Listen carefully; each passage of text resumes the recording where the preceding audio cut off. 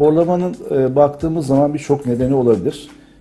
Aslında kilolu olan kişilerde veya obez grubuna giren kişilerde horlama daha fazla olur. Yorgunluk dahi bir horlamayı yapacak bir nedendir. Genetik faktörler, sigara, alkol tüketimi horlamaya gene yol açar. En çok gördüğümüz anatomik problemlerdir.